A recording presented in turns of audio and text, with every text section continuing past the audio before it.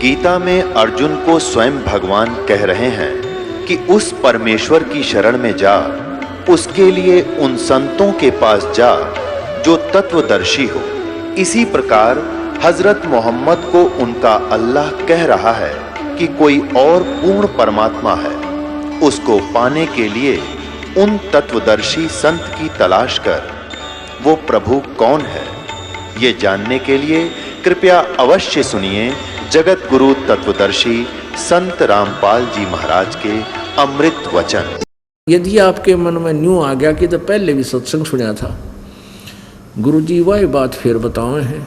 अरे भले आदमियों, रोजाना रोटी वही होती है, सब्जी में फेर बदल एक आधी बार सुबह शाम में हो सकता है, और वही रोटी सुबह भी अच्छी लगी है और शाम को भी इच्छा बनी है तो आप स्वस्थ हैं। और यदि आपको शाम को अरुचि है भोजन में तो आप अस्वस्थ हो चुके हो। ऐसे ही ये ज्ञान है। जिनके पाप कर्म बढ़ जाते हैं उनको ये पाप कर्मों के कारण बुखार जवर बन जाता है। तो परमात्मा कहते हैं, तुलसी साहब ने कहा कि तुलसी पिछले पाप से हरिचर्चा ना भावे, और जैसे जबर के बेग से भूख विदा हो जाए।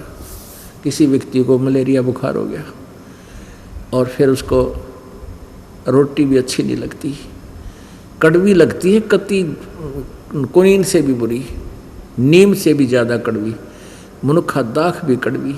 अब ना मनुखा दाख कड़वी है ना रोटी कड़वी है। अब उसके बुखार की ने शरीर की व्यवस्था इतनी खराब कर दी कि मीठी वस्तु भी उसको कड़वी लग रही है।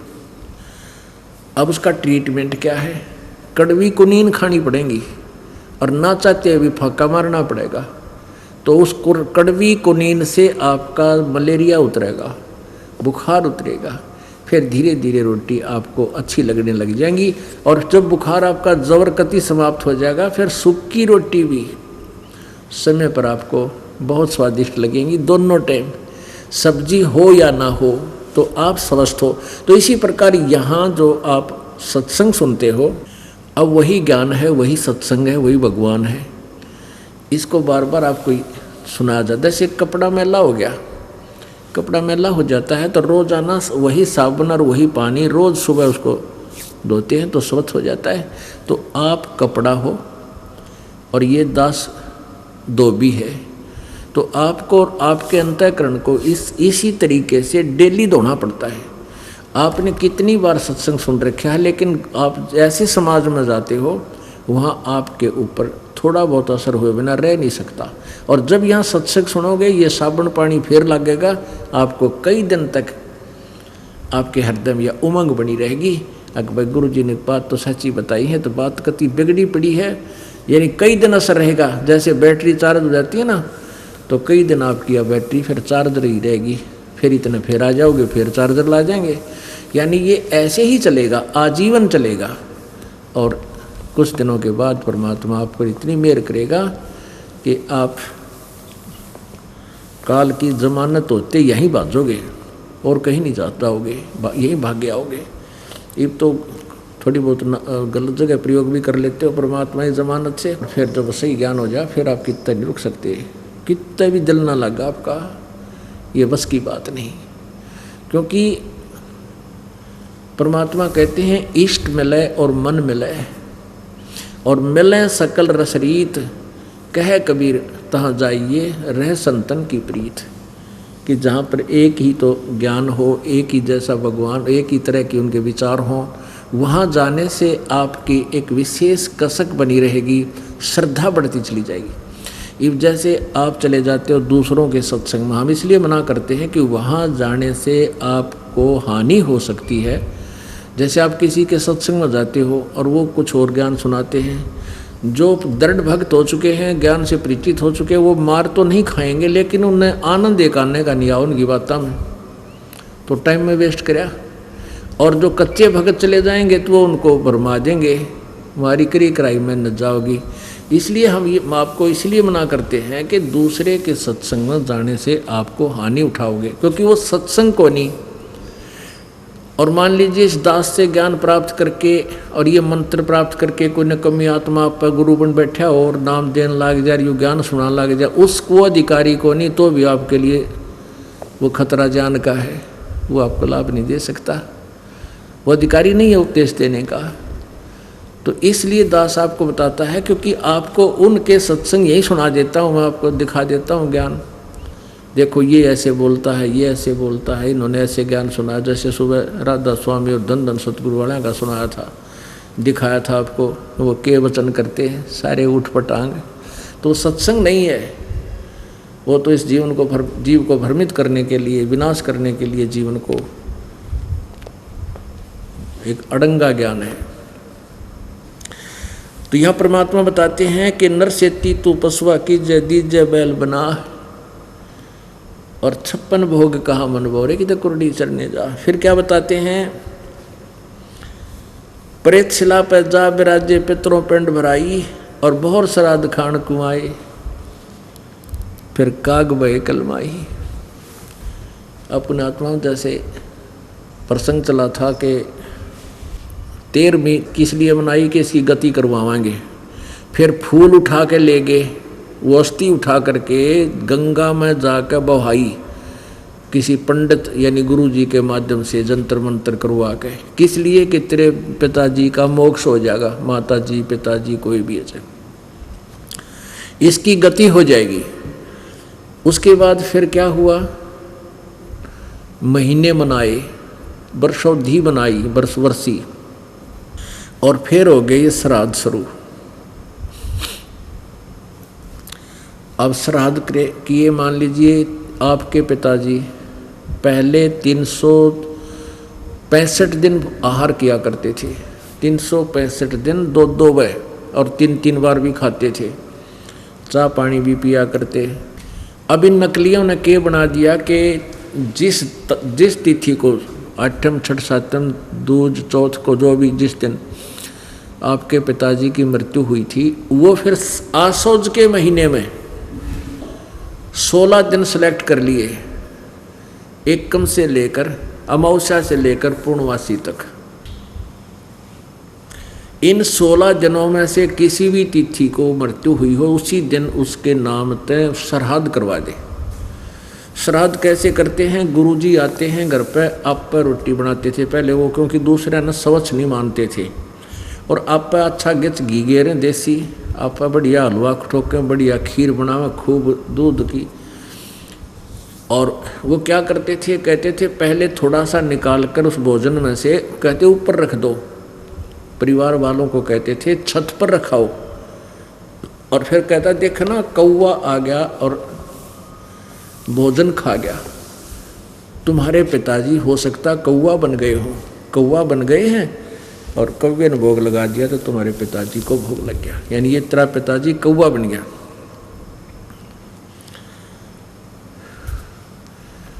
अब पुण्य आत्माओं कहाँ से गति कराने लगे थे, पिताजी को कौवा बना के छोड़ दिया।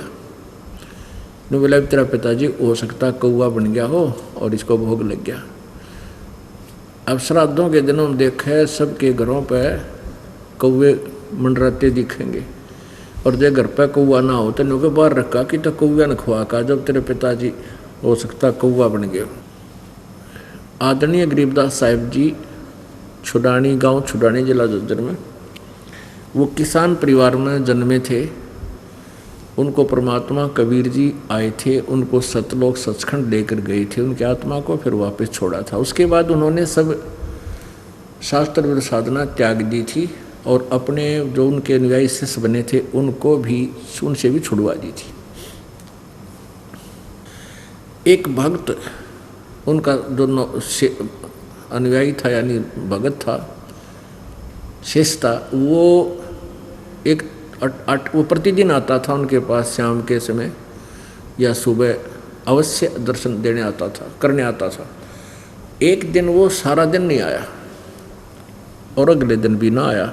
जब वो 2 दिन नहीं आया तो तीसरे दिन जब पहुंचा, गरीबदास साहिब जी ने जैसे स्वाभाविक पूछ लेते हैं कि भाई बच्चा कल ना आया, क्या बात थी, कुशल तो है या कहीं दूर देश में रिश्तेदारी में चला गया था? तो उसने बताया कि नहीं जी, कहीं नहीं गया था। आज कल परसों तो मेरे पिताजी का श्राद्ध था और कल मेरी माँ का। और परमात्मा ने कबीर गरीबदास जी कहा करते थे भाई ये पूजाएं ना करो, श्राद्ध श्रुद्ध मत निकाला करो, इससे कोई लाभ नहीं है। लेकिन नाम तो उस एक ने ले रखा था, घर वाले मान्य नहीं, गढ़ा दबाव दे दिया। तो वो कहने लगा जी मेरी चली नहीं गुरुजी, मेरे जो परिवार के सदस्य थे वो नहीं माने, भाई भाभी और मेरी पत्नी और भी जो कुल के लोग थे। परमात्मा बोले बेटा ऐसे कोई लाभ तेरे को होगा नहीं, गुरु की आज्ञा का पालन करना चाहिए। अब परमात्मा बोले न्यू कर, ऐसे करना कल सुबह तू 2 व्यक्तियों का भोजन बना लाना, बढ़िया जिसा भी तुम बना के लावे, और तेरे ओरिजिनल माता पिता को खिलाएंगे। अब उस भगत का विश्वास था अपने गुरु जी की बातों का। उसने अगले दिन बहुत साफ बढ़िया भोजन बनाया, खीर का ही ज़्यादा अच्छा भोजन मानते हैं। खीर बनवाई, रोटी बनवाई और सब्जी ले आया गुरु जी के पास। परमात्मा को गरीबदास जी बोले चल। वो भी किसान था, उनके खेतों में एक छोटी सी जोड़ी तलैया थी, छोटा सा तालाब जलाशय सब वहाँ होता था। पहले गांव में खेतों में छोटे छोटे तालाब बना लेते थे कुछ क्षेत्र में, फिर दूसरे क्षेत्र में छोटा सा तालाब बना लेते थे। वर्षा का पानी वहाँ इकट्ठा हो जाता था, फिर सारे उसमें वर्ष में उससे अपने खेतों में पशुओं को पानी पिलाते थे। तो उस तालाब के आसपास झाड़ बोझड़े, ये बहुत से ऐसे कांटेदार झाड़ियाँ उग जाती थी सब तय, और वो अच्छा वन सा बन जाता था। उसके 20, 30, 50 फुट की चारों तरफ 20-20 फुट। तो वहाँ से उस तालाब से 1 एकड़ की दूरी पर 200 फुट की दूरी पर गरीबदास जी बैठ गए, और जो साथ उनका शिष्य गया था उसको भी बैठा लिया और कहा भाई खोल दे इस तेरे माता पिता के भोजन को, तेरे माता पिता भोजन करना होंगे। अब उसने 2 स्थानों पर 2 थालियों में भोजन डाल दिया, न्यारा न्यारा। परमात्मा ने कहा उसके माता पिता का नाम लेकर के आओ भाई आ जाओ भोजन पालो, तुम्हारे बेटा तुम्हारे लिए भोजन लाया है। तो उसमें से एक गीदड़ और एक गीदड़ी, वो 2 निकल कर आए उस बोझड़ा में थे, उन झुंडों में से निकल कर आए और आकर के दोनों जने एक एक थाली में खाना खाने लगे। परमात्मा ने उनके ऊपर हाथ रख के कहा, गरीबदास साहिब जी ने कहा कि या तो तेरी माँ से बेटा और यो तेरा बाबू। और पंडित जी खा गया, दड़ी पक्का ले गया थारे करते हैं, क्या ये छक गए भाई? अभी न रोज खुआ दिया अगर तू यहाँ आके रोज खीर खिला, जब देखो किसा बेटा है तो किस पे खिलाई जा रोज खीर, तो घर बाबू माता पिता जीवित हो तो भी ना खिलाई जा। और वो तो फिर गादड़ गाजड़ी थी, वो अगले दिन चली गई इधर उधर, वो नहीं। उसको कहने का भाव ये है कि ऐसी आंख खोल दी, उसके बाद उसने कान पकड़ दिया उस व्यक्ति ने कि हे गुरुदेव, या तो कति चौंध लाग रही है हमारा, कति भूल पड़ रही है परमात्मा। बता माँ बाप गादड़ गाजड़ी बन रहे, वो पंडित जी छक के वहाँ घर बैठ के और नौका कौवा तेरा बाप बन गया होगा, फिर कौवा बाप बन गया उसका क्या ठेका ले रहे हैं? कहते वो पहले सतभक्ति करते अपना ठीक ठिकाना चले जाते, उनका पीछा छूट जाता। तो इस तरह की साधनाएं करवा कर हमें कौवे भी न बनवाए, ये नकली गुरुआ ने शास्त्र भी साधना करवा के आप भी करवाई, हमारे पूर्वजों से भी करवाई, फिर हमसे भी करवाई, श्राद्ध निकलवाए। वो शास्त्र भी साधना करवाने से फिर हम भी भूत बन गए। पुण्यात्मा, ये तो कोई रजा हुई है परमात्मा कबीर देव जी की अपने ऊपर। एक रुचि नाम का ऋषि था, रुचि नाम का, और वो वेदों को पढ़ता था। उस वेदों में कहीं पर भी ये श्राद्ध निकालना नहीं लिख रखा है, इनकी पूजा मना कर रखी है। गीता जी अध्याय नंबर 9 श्लोक नंबर 25 में कहा है, जो भूत पूजेंगे वो भूत बनेंगे। ये श्राद्ध निकालना, 13वीं वर्षी करना, ये पिंड भरवाना, ये भूता ही पूजा है। भूत पूजने वाले भूत बनेंगे, पितर पूजने वाले पितर बनेंगे। श्राद्ध निकालना पितरों की पूजा। और भाई देव पूजने वाले देवताओं के पास चले जाएंगे, उनके नौकर लगेंगे वहाँ पर। और मेरा पुजारी ब्रह्म का साधक ब्रह्मलोक में कहता है मेरे पास आ जाएगा। तो ये साधना भी हमारे से गलती इन्होंने करवाई, वेदों मना किया हुआ है। तो आपको दिखाते हैं। अभी एक रुचि नाम का ऋषि था, वो वेदों को पढ़ा उसने, उसके आधार पर निष्कर्ष निकाला कि एक परमात्मा की साधना करने से मोक्ष होगा, अन्य कोई पूजा करने से कोई लाभ नहीं। तो उन्होंने अपने निष्कर्ष निकाल लिया कि वेदों में यजुर्वेद अध्याय नंबर 40 के श्लोक नंबर 15 में लिखा है कि ओम कर्तु समर किलवे समर और कर्तुम समर। ओम नाम का जाप काम करते करते सिमरन करो, विशेष कसक के साथ सिमरन करो, मनुष्य जीवन का प्रथम कर्तव्य जान करके विशेष उसका सिमरन करो। तो ऐसे इन्होंने एक परमात्मा कि उसकी साधना से मोक्ष होगा, ये तो निष्कर्ष निकल गया। लेकिन वो परमात्मा एक है कौन, ये इनको नहीं पता लगा ऋषियों को, क्योंकि ये तत्व ज्ञान से अपरिचित थे। इसलिए इन्होंने अपने निष्कर्ष निकाल लिया, ओम नाम का जाप पूर्ण परमात्मा का मान लिया, जबकि ये ब्रह्म का है, पूर्ण ब्रह्म का नहीं है। वो तो गीता जी अध्याय नंबर 17 के श्लोक नंबर 23 में लिखा है कि ओम तत्सत इति निर्देश है ब्रह्म त्रिवेद समर्थ है। उस सच्चिदानंद घन ब्रह्म का, उस परम अक्षर ब्रह्म का ओम तत्सत केवल ये इस मंत्र के जाप करने का निर्देश है। ओम तो ब्रह्म का है, तत्सत ये सांकेतिक है, तत् ये परब्रह्म का है और सत ये पूर्ण ब्रह्म का है। ये दो गुप्त मंत्र हैं, ये दास बताएगा, ये तत्सत नहीं है। तो उसने दृढ़ निश्चय किया, ना शादी करवाई रुचि ऋषि ने, और 40 साल की उम्र होगी। तब उसके 4 पितर दिखाई दिए पिछले, पिताजी, दादाजी, तीसरा दादाजी और चौथा दादाजी, वो सारे भूत बन रहे पितर। उन्होंने कहा कि बेटा रुचि, तूने शादी क्यों नहीं कराई, और शादी करा के हमारे श्राद्ध निकाल, ताकि हमारी दुर्गति बचे, हम दुखी हो रहे हैं। अब रुचि ऋषि कहने लगा कि पितामहो, वेदों में तो इस कर्म कांड को अविद्या बताया है, मूर्खों की साधना बताई है, फिर आप मुझे क्यों इस कर्म में लगा रहे हो। अब पितर भी कहते हैं कि हाँ बेटा ये ऐसा तो है कि वेद में तो ये अविद्या ही लिखी है, फिर भी अपने सट्टे मारे हैं कि तू जरूर कर, नहीं तो तेरा पतन हो जाएगा और ये हो जाएगा, और डरा दिया। फिर उसने पंगा पाया, फिर कहने लगे मान ले मैं ब्याह भी करवाऊँ तो आधी उम्र का होगा, 40 साल का, मैंने लड़की कौन देगा। फिर पितर कहने लगे तू तपस्या कर ले, हैं देखो उसके कर्म फोड़ दिए। पत्नी प्राप्ति के लिए उसने फिर तपस्या करी। फिर कहते जल में से एक औरत आई, वो अपनी लड़की को साथ ले आई और कहने लगी रुचि मैं तेरे से इसकी शादी करती हूँ। जब रुचि ने उसके ब्याह करवाया, फिर वो उसके श्राद्ध काटे, वो भी भूत बनवा दिया। बताए ने के फूक है। अब देखो ये मार्कंडे पुराण देखिएगा, मार्कंडे पुराण गीता प्रेस गोरखपुर से प्रकाशित है।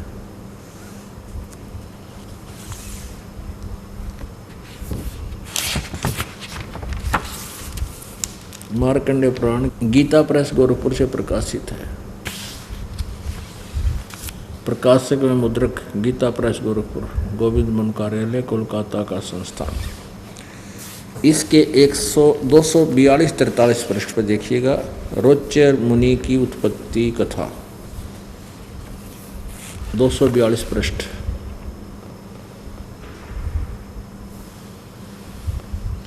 संक्षिप्त मार्कंडे पुराण, रोच्य मुनि की उत्पत्ति कथा। मार्कंडे जी कहते हैं ब्राह्मण, बात है पूर्व काल की बात है, प्रजापति रुचि ममता और अहंकार से रहित इस पृथ्वी पर विचरते थे। उन्हें किसी से भय नहीं था, वे बहुत कम सोते थे। उन्हें न तो अग्नि की स्थापना की थी और न अपने लिए घर ही बना रखा था।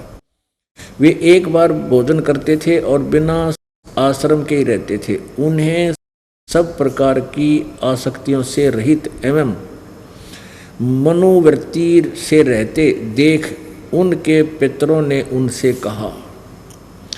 पितर बोले, बेटा, विवाह सर्ग अपवर्ग का हेतु होने के कारण एक पुण्यमय कार्य है, उसे तुमने क्यों नहीं किया? गृहस्थ पुरुष समस्त देवताओं, पितरों, ऋषियों और अतिथियों की पूजा करके पुण्यमय लोकों को प्राप्त करता है।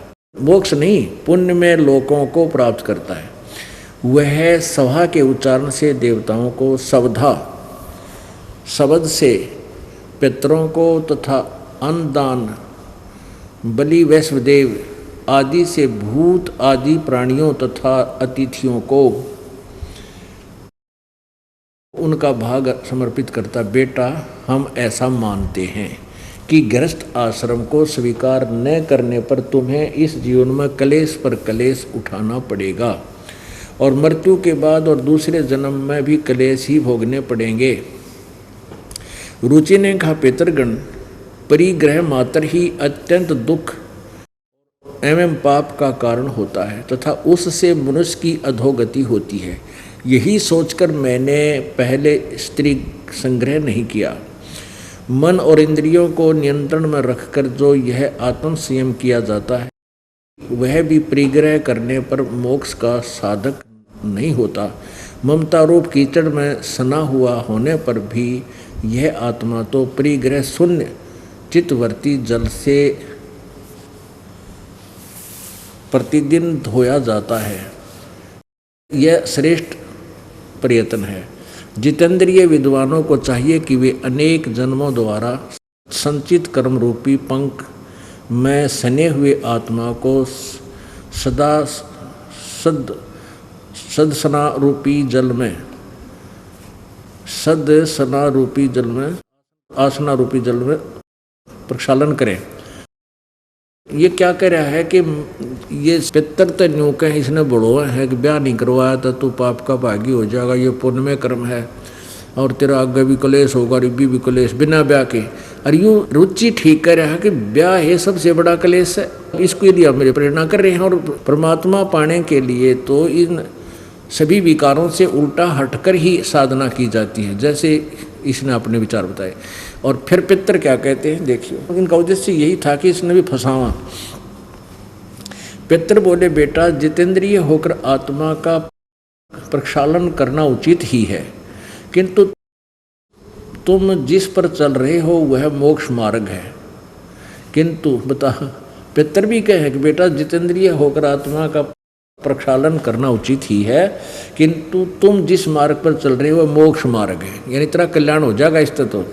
किंतु फल इच्छा रहित दान और शुभाशुभ उपभोग से भी पूर्वकृत अशुभ कर्म दूर होते हैं। इसी प्रकार आगे देखो, पूर्व जन्म में किया हुआ मानव का शुभ अशुभ कर्म सुख दुख में भोगों के रूप में प्रतिदिन भोग कर ही अक्षीण होता है।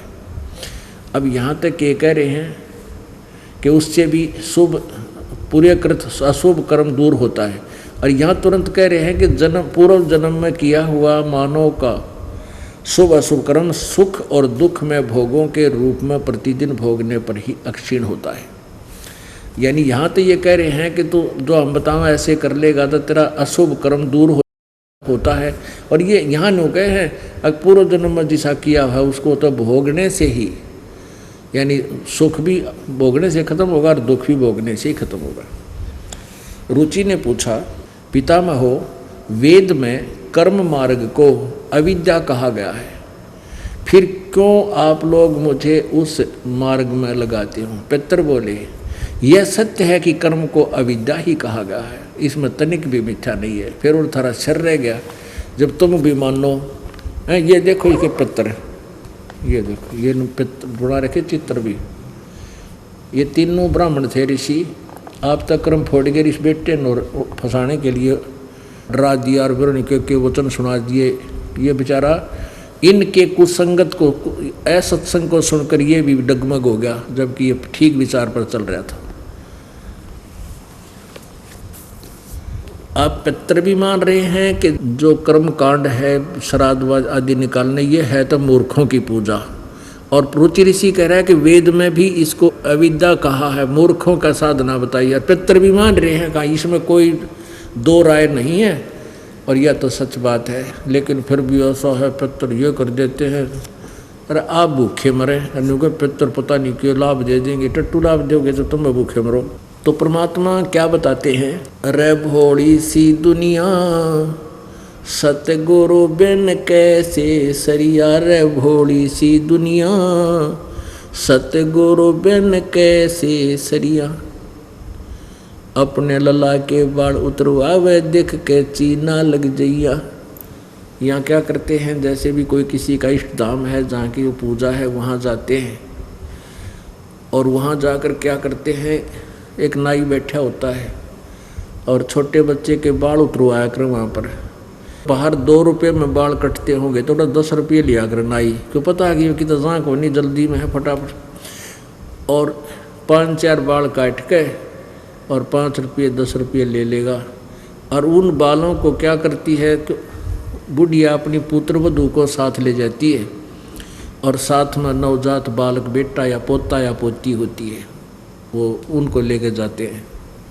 और वहाँ क्या कहती है, उस नाई के को, जो नाई बाल काट रहा होता है, बुढ़िया 3-4 बार कहेगी, भाई देखिए रे नाई के, ध्यान से कैंची चलाइए, कहते मेरे पोते के या पोती के कैंची ना लग जा कच्चा सिर से, भाई ध्यान तक चलाइए कैंची को। और परमात्मा क्या बताते हैं, अपने लला के बाल उतरवावे देख के चीना लग जइया। एक बकरी का बच्चा लेके उसका गला कटैया, रे भोड़ी सी दुनिया सतगुरु बिन कैसे सरिया, रे भोड़ी सी दुनिया सतगुरु बिन कैसे सरिया। अब क्या बताते हैं कि अपने बच्चा तो इतना प्यारा, कैंची लगने का भी भय, कदे बच्चे का दर्द ना हो जा, और एक बकरी का बच्चा लेके और वो भेंट चढ़ा दिया माता के, वो कटवा दिया उन्हें वहाँ से, उसकी गर्दन कटवा दी। अपने बच्चे को तो इतना प्यारा मानती है और दूसरे का बच्चा कटवा दिया, और फिर अपने बच्चे की तो खैर भी मानती है। कभी नहीं हो सकती से जुल्म, ते परिवार कभी सुखी नहीं रह सकता, दूना पाप बढ़ा दिया। फिर क्या करते हैं कि उन बालों को वह बुढ़िया चढ़ा कर फिर मंदिर में, और वहाँ से पुजारी उठा के उसने एक कट्टे में डाल देगा, बोरी में, और शाम ने कुर्डियाँ पे फेंक देगा ठाके, कूड़ा करकट में पटकेगा ठाके, और कौन से वो बैंक में जमा करा होगा उन बाड़ा ने, उसने बाहर फेंकने हैं। तो परमात्मा कहते हैं तुम इनको कहीं काट कर कितना डाल दो, पर हमारा नाम साधना करो, तुम्हारा भी कल्याण और तुम्हारे बच्चों का भी कल्याण। अब फिर क्या बताते हैं, भाई कच्चा पक्का भोजन बना के फिर माता धोकने गईया। हमारी दादी दो क्या करती, वहीं गुड़गांव वाली माता के और की तो फिर रोहतक वाली माता के निरी माता थी, तो वो क्या बनाती थी कि वो कच्चे पक्के पूड़े बना लेती, और पूड़े बनाते हमें देर हो जाती, मेरी ताई माँ पहने हुए जल्दी करो ना तुम, तो वो कही ये कच्चा है, कच्चा आड़ दे। उन्हें पता था कि कुत्ता ने खाना है, कौन सी माता खावा है। तो वो क्या करते हैं, जैसे पूड़े बना लिए, गुलगुले बना लिए,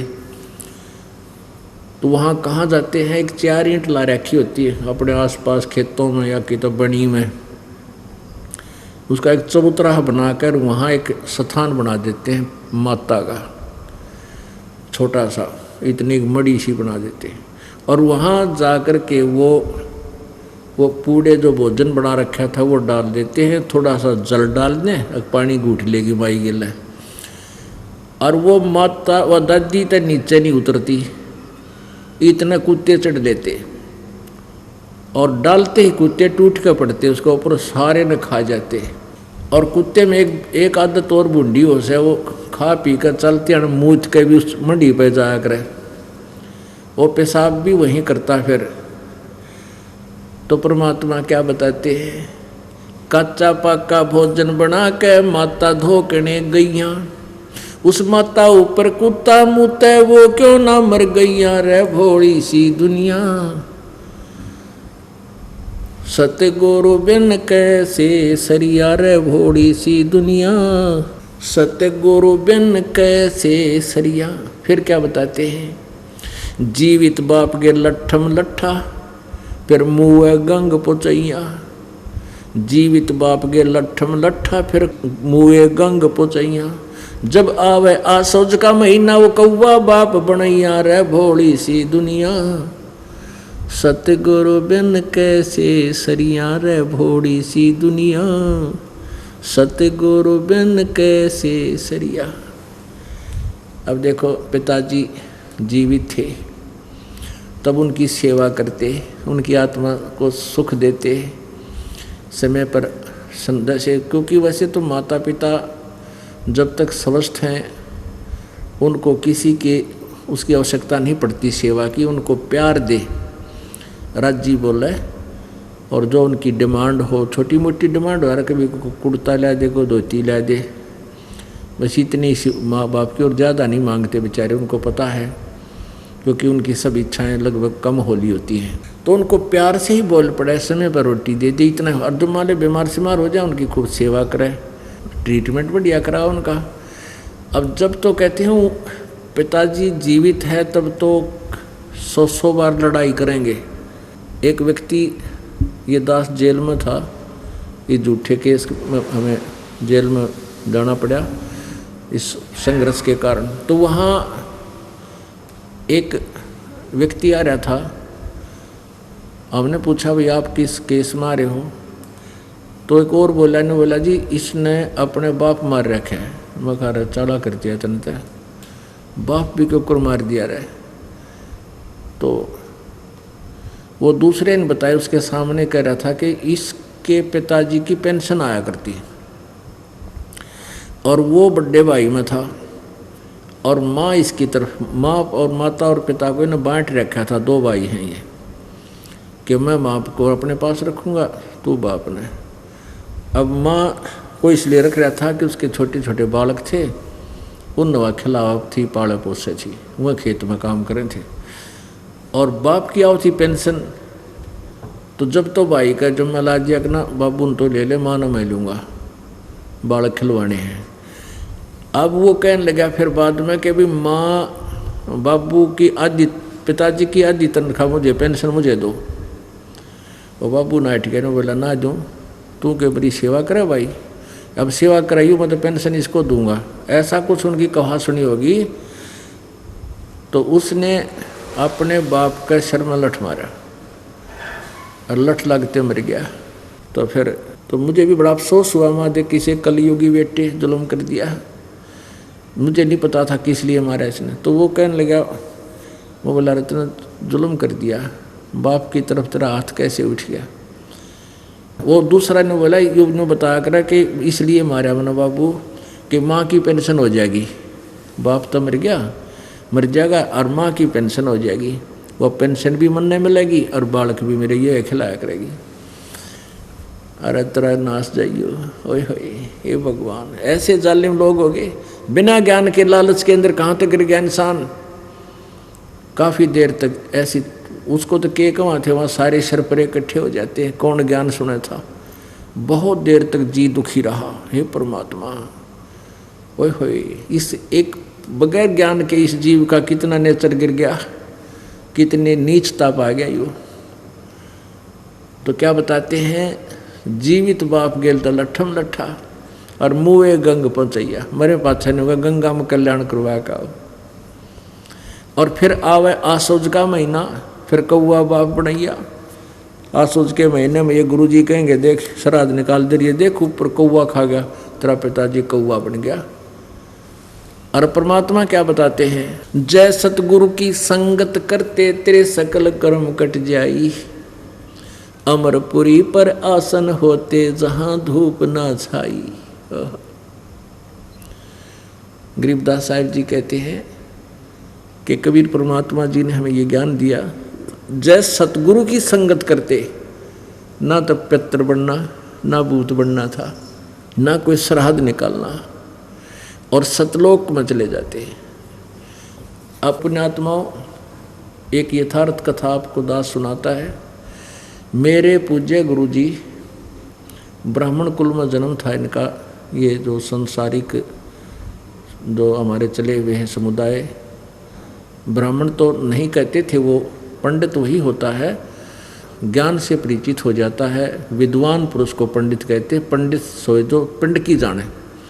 मेरे दादा गुरुजी यानी गुरुजी के गुरुजी जाट जाति से थे, गांव छावड़ा नजफगढ़ के पास दिल्ली में, वहाँ के रहने वाले थे। और वो फिर घर त्याग करके हमारे जो तीसरे चौथे दादा गुरुजी थे उनके साथ वो घर त्याग कर चले गए थे।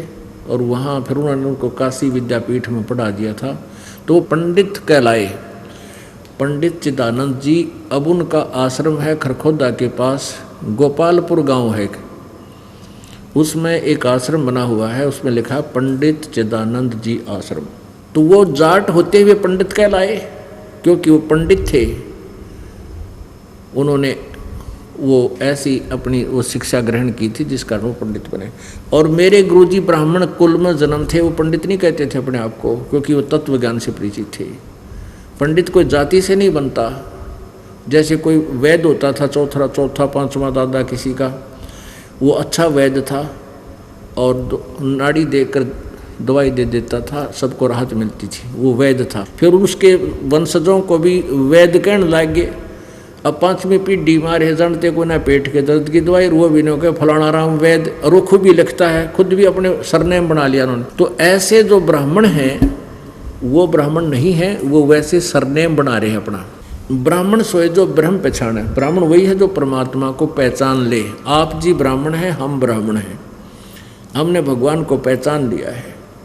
तो मेरे गुरुजी जो थे वो 16-17 साल की आयु के थे, खेतों में पाली जाया करते, क्योंकि वो ब्राह्मण जाति वैसे फीत ब्राह्मण की थी, खेती का काम करते थे पूरा परिवार सारे।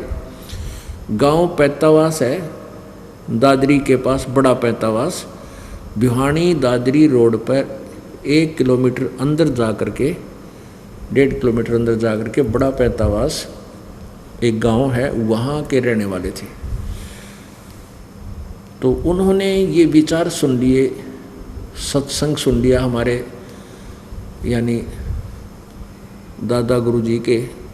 एक कोई व्यक्ति था जिससे प्रेरित हुए वो, तो उन्होंने सत्संग सुन लिए भी भगवान की भक्ति करनी चाहिए। मनुष्य जीवन कोट जन्म तन भरमत हो गए, कुछ ना हाथ लगे रे, कुकर शुकर खरब और एक कौआ अंश बगारे। तो वो घर त्यागना चाहा उसने कि तो बहुत बूढ़ी बीमारी फंसा, ये तो असंग जन्म हो गए, धंधा करते नहीं तो पीछा छूटे जो बात बने। तो वो सोचते रहे। एक दिन खेतों में पाली जाया करते थे, पहले पढ़ाई कम होया करती थी, तो उन्होंने दृढ़ निश्चय कर लिया जाने का, 2 जोड़ी कपड़े ले गया करते, एक पहन रखी थी, एक और ले गए। तो शाम के समय वो जो ग्वाले दूसरे पाली थे वो उन्हें कहने लगे, भाई तुम चलो पशुओं को ले चलो, आप कहाँ जा रहे हो, मैं अभी थोड़ा फ्रेश होया हूँ। तो वह पहले वन बहुत होता था खेतों में, बहुत झाड़ वो जड़े बड़े बड़े कांटेदार वृक्ष और नेरे खड़े रहा करते थे, वैसे भी वृक्ष। तो अंदर घुस के, अंदर जाकर उन्होंने क्या किया, काफ़ी दूर अंदर जा कर के कोई पशु, जैसे पशु खा रखा था किसी हिंसक पशु ने, उसके हाड़ पड़े थे वहाँ पे, वहाँ अपने कपड़े पाड़ के उन हड्डियों पर डाल दिए, उन हड्डियों अस्थियों पर डाल दिए आसपास, और स्वयं दूसरे कपड़े बदल कर दूसरी साइड से निकल कर हरिद्वार पहुँच गए। वहाँ जाकर के वो दीक्षित हो गए, नाम ले लिया हमारे गुरुजी दादा गुरुजी से, उनके साथ रहने लगे। फिर वो वापस घर पे नहीं गए मुड़ के, फिर बाद में गए जब वो 103-4 साल के 5 वर्ष के हो चुके थे, तब वो दोबारा अपने घर गए। जब ये दास भी साथ गया था, उनको पता लग गया उनके बारे में, फिर मैं पहुंच गया था वहाँ। तो क्या हुआ, फिर हम जब वापस गए, जब पता चला उनकी सारी कहानी का, तो वो क्या हुआ कि गांव वालों को पता चला भी छोट लड़का नहीं आया, क्या बात होगी। घर वाले सारे चिंतित हुए, पालियों से पूछा भाई तुमने कहाँ छोड़ दिया उसको। कहने लगे जी वो ऐसे ऐसे जंगल में चला गया। ने बोला मैं हूँ तुम चलो, मैं आ रहा हूँ तुम चलो। तो रात्रि के समय लालटेन लुटन होया करती, पहले टॉर्च भी ना थी, लालटेन जगा करके सारे घूमे घूमे देखा। तो वहाँ क्या पाया कि एक वो कपड़े वहाँ फटे हुए उसके, और वहाँ पर अस्थि पड़ी। सब ने विचार ला लिया वे बच्चा यहाँ आ गया कि किसी वैसे दूर जंगल में बड़ा भूल गया, किसी हिंसक पशु ने खा लिया। अब अंधेरे में फटाफट वो आड़ भी उठा लिए, वो कपड़े भी उठा लिए और उनको बांध लाए गठड़ी सी और सहा कर दिया। अंतिम संस्कार कर दिया, हाहाकार मच गई। फिर उनके 13वीं भी हुई, फिर महीने भी बनाए और फिर श्राद्ध निकालने शुरू हो गए। अब ये दास जब पता चला मेरे गुरुजी का कि 1995 में मेरे गुरुजी पंजाब में आश्रम बना हुआ तलवंडी भाई जिला फिरोजपुर में, उनके पास हमारे इस दास के जो उन्होंने आदेश दे दिया था इस दास को उपदेश देने का, और इस दास के 2 शिष्य उनकी सेवा में भेज रखे थे, अपने दादा गुरुजी की सेवा में, उनके दादा गुरुजी से। तो वो उनके साथ वहाँ आ गया अपने घर पर। इच्छा बढ़ गई घर जाने की। आगे एक बार देखता हूँ, वो गए थे इसलिए कि चलने की तैयारी होगी और उनका भ्रम रह रहा है, वो भ्रम मिटाया हूँ। तो हमें पता चला कि ऐसे ऐसे गुरुजी यहाँ आगे हैं और 1 हफ्ता डटेंगे, तो हम भी पहुँच गए। वहाँ उनकी भाभी जी थी, वो लगभग 95 साल की, 90-92 साल की हो रही थी। तो वहाँ जब गुरुजी पहुँचे, उन्होंने जाते ही अपना घर बता दिया कि यहाँ हमारा घर था, ये मेरे चाचे का घर है, और ऐसे ऐसे हम इतने भाई थे। ये सारी कहानी बता दी। सारा गांव इकट्ठा हो गया। उनका नाम हरद्वारी था गांव का नाम, फिर नाम बदल लिया उन्होंने, रामदेवानंद जी महाराज नाम रखा। तो सब कहने लगे हरद्वारी आ गया, बामणा का हरद्वारी जीव है। सारा गांव इकट्ठा हो गया। वो वहाँ रुके हुए थे। ये दास पहुँच गया तो उनकी भाभी जी से जिक्र हुआ। मैंने उनसे पूछा कि हमारे गुरुदेव जी जब यहाँ नहीं थे तो तुमने पीछे से क्या महसूस किया। वो कहने लगी जी क्या महसूस किया, मैं जब ब्याही आई मुझे इनके श्राद्ध निकाल दे पाए थे, और लगभग 70 श्राद्ध में अपने हाथ तक काट रही निकाल रखे हैं। और जब भी घर में कोई नुकसान हो जाता, फसल ना होती या भैंस बीमार हो जाती, हम अपने वो बामणा के भी और हों से वो बामण ठग टाइप के पास, तो वो क्या बताता था कि तुम्हारा हरद्वारी जो है वो निसंतान मरा हुआ है और वो तुमने दुख दे है, उसके 500 लत्ते निकाल दो, उसके इतने रुपये दे दो, तुम फसल का चौथा हिस्सा दिया करो मेरे ताई, जब उसका अनुष्ठान करूँगा। हम सारा कुछ कराते आ रहे थे और उस ब्राह्मण को हम देते रहते थे जो भी वो बताता था। मैंने उनसे कहा माई अब तो छोड़ दे इस श्राद्ध श्रुद्ध निकालना, ये सब गलत पूजाएं। तो न्यों बोली ना भाई, न्यों कैसे छोड़ दें, ये तुम्हारी वो है लाग से पुरानी, यह तुम्हारी परंपरा है, न्यों के छुट्टे से हम कुएं में पड़ जाना छुट्टे है। और जब आपने आप बता रही है कि इतने झूठे नकली आदमी वह यो हमारे गुरु जी जीवित हैं और वो कह रहे वो मर गए हैं और मरे पास भूत बनकर तुमने हानि कर रहे हैं, और वो ये कर रहे कल्याण देश का, कितने जीवों का उद्धार कर दिया इन्होंने उपदेश दे देकर। कते नहीं मानी वा बुढ़िया, अरे तेरा गजब हो। ये कहते जानबूझ साची तजर करे झूठ तने, और ताकि संगत है प्रभु सोपन में भी ना दे। इन गुरुआ गांव बिगाड़े संतो गुरुआ गांव बिगाड़े, ऐसे कर्म जीव कहला दिए ईब जड़े नहीं जाड़े। ये इसे रंग दिया उल्टे रंग में, ईबिन से ये उल्टी साधना छुड़वाए तो भी ना छूटती। प्रत्यक्ष देख रहे हैं कि वो सारी झूठ थी, वो बकवास करते थे कि वो अर्धवारी सिद्ध है, हानि करता है, और ये वो परमात्मा की प्यारी आत्मा दुनिया का कल्याण किया करती थी। तो यहाँ परमात्मा कहते हैं कि जय सतगुरु की संगत करते तेरे सकल कर्म कट जाई, और अमरपुरी में यानी सतलोक में तुम्हें स्थान मिलता जहां कोई दुख नहीं।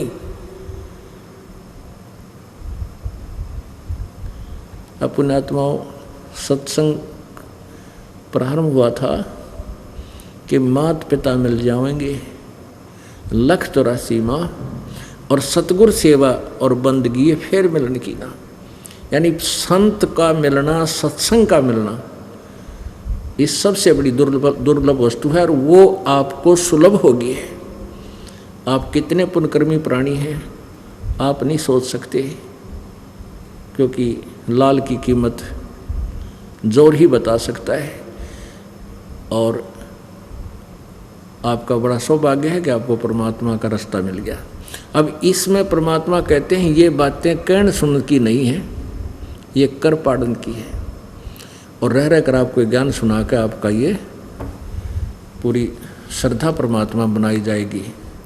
बोलो सतगुरुदेव की जय। सत साहिब परम पिता परमात्मा पूर्ण ब्रह्म परम अक्षर ब्रह्म कबीर देव जी की असीम कृपा से हम सभी इस शुभ समागम में एकत्रित हुए। सत्संग की महिमा बहुत ही अनोखी है। जिन पुण्यात्माओं को सत्संग सुलभ होता है वो बहुत ही पुण्यकर्मी प्राणी होते हैं। परमात्मा कहते हैं सत्संग की आधी घड़ी और तप के वर्ष 1000 तो भी बराबर है नहीं, कहें कबीर विचार।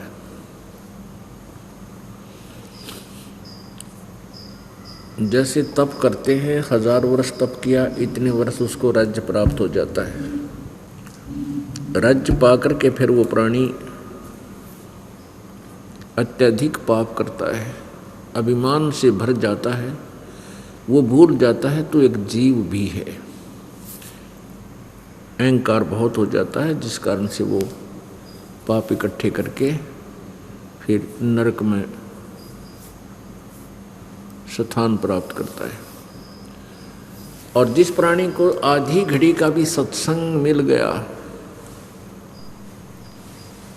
तो भी कुछ ना कुछ राहत आपको देगा, क्योंकि एक बार स्टार्ट हो जाए परमात्मा की महिमा, सत्संग थोड़ा बहुत सुना है तो उसका कुछ असर होगा, फिर रुचि बनेगी, धीरे धीरे फिर घंटों सत्संग सुनने की रुचि आपकी बन जाएगी। और सत्संग से ही ज्ञान होता है कि मनुष्य जीवन का कर्तव्य क्या है, हम कर क्या रहे हैं, हम करने आए क्या थे, इस मनुष्य जीवन को हमने कैसे सफल करना है। तो वो ज्ञान सत्संग से ही होता है। और सत्संग इस ब्रह्मांड में, काल के लोक में, इन सभी 21 ब्रह्मांडों में सत्संग केवल परमात्मा ही कर सकते हैं, वही बता सकते हैं। उन्हीं के द्वारा उस परमेश्वर ने 600 वर्ष पूर्व आकर के काशी में जुलाहे की भूमिका करके और साथ में एक तत्वदर्शी संत सतगुरु की महिमा की लीला करके उन्होंने सत्संग किया था। वो वचन सत्संग के नोट किए गए थे। उन सत्संग के वचनों को आज ये दास, उस परमात्मा के द्वारा दिए गए उन वचनों को ये दास आपको सुना रहा है और उनके गूढ़ रहस्यों से परिचित करा रहा है। इसके अतिरिक्त इस ब्रह्मांड में, 21 ब्रह्मांड में सत्संग नहीं है। किसी को भी आध्यात्मिक यथार्थ ज्ञान नहीं है। ये आध्यात्मिक यथार्थ ज्ञान का प्रचार ही सत्संग कहलाता है। बाकी तो अपने अपने सट्टे दुनिया मारेगी, संगी रागनी बनाकर दुनिया को अपने पीछे लगा के बहुत बढ़िया बात बताई भाई। अब अनजान व्यक्ति को तो कोई भी थोड़ी बहुत सी हटकर बात बता दे, ज्ञान सुना दे, वो अच्छा लगने लग जाता है। लेकिन सत्संग तो परमात्मा ही आकर बताता है। यही वेद गवाही देते हैं कि परमात्मा अपनी महिमा को, अपने द्वारा रची हुई सृष्टि को, अपने यथार्थ ज्ञान को स्वयं ही आकर के बताता है। अब यहाँ प्रसंग एकदम स्ट्राइक करती है ये बात, और प्रश्न, ढेर सारे प्रश्न उठते हैं। क्या सत्संग किसी के पास नहीं है, यानी यथार्थ ज्ञान किसी के पास नहीं है? हाँ, नहीं है। ब्रह्मा विष्णु महेश तक को भी यथार्थ ज्ञान नहीं है। तो अन्य को कैसे होगा, क्योंकि पवित्र हिंदू धर्म तो उन्हीं का पुजारी रहा है। अब ये एकदम सटराई करती है ये बात कि ये कैसे हो सकता है कि ब्रह्मा विष्णु महेश को भी ज्ञान नहीं। तो पुण्यात्मा ये समझेंगे कि रामपाल मेंटल है और ये झूठ बोला निरी। हाँ, जब तक आप प्रमाण नहीं देखोगे तब तक तो ये सोचना आपके लिए अनिवार्य है, और जब आप प्रमाण देख लोगे फिर भी गलत बोलते हो इस दास के विषय में, फिर तुम्हारी भांग का नशा तुम्हारे अंदर है, कोई तुम होश में नहीं हो। जो प्रत्यक्ष प्रमाण देखकर भी नहीं मानते हैं उनके लिए परमात्मा कहते हैं जानबूझ साची तजय करे झूठ तने, और ताकि संगति है प्रभु सौपन में भी ना दे। वो मूढ़ व्यक्ति होते हैं जो प्रमाण देखकर भी नहीं मानते और फिर भी बकवास करते हैं। प्रमाण के लिए देखिएगा श्रीमद् देवी भागवत सचित, मोटा टाइप, केवल हिंदी, गीता प्रेस गोरखपुर से प्रकाशित।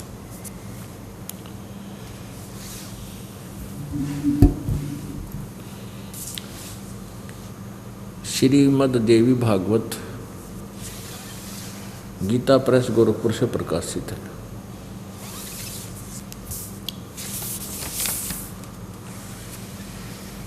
संपादक हनुमान प्रसाद पोदार, चिमन लाल गोस्वामी।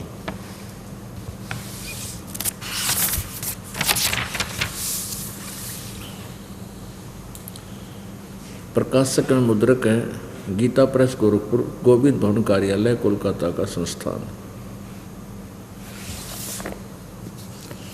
इसके 28 पृष्ठ पे 28 पृष्ठ पर देखिए।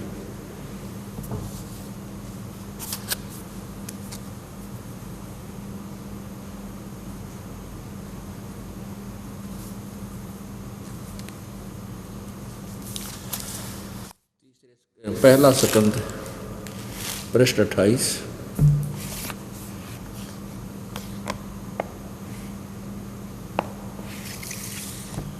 और ये प्रथम सकंद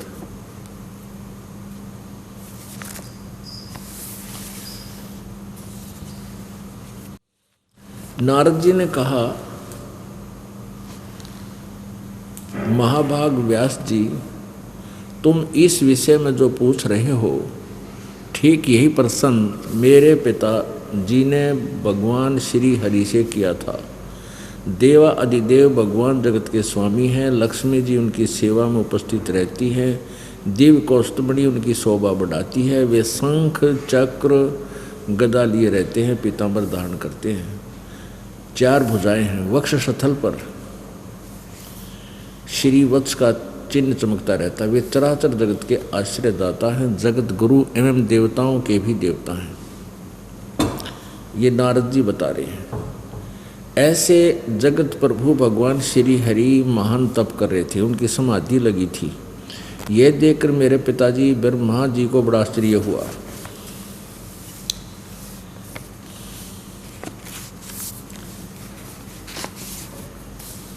अतः उन्होंने उनसे यानी श्री विष्णु जी से जानने की इच्छा प्रकट की।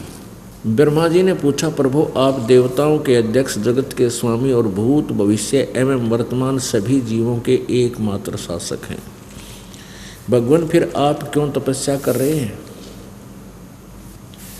और किस देवता की आराधना में ध्यान मग्न है? मुझे असीम आश्चर्य तो यह हो रहा है कि आप देवेश्वर एवं सारे संसार के शासक होते हुए भी समाधि लगाए बैठे हैं।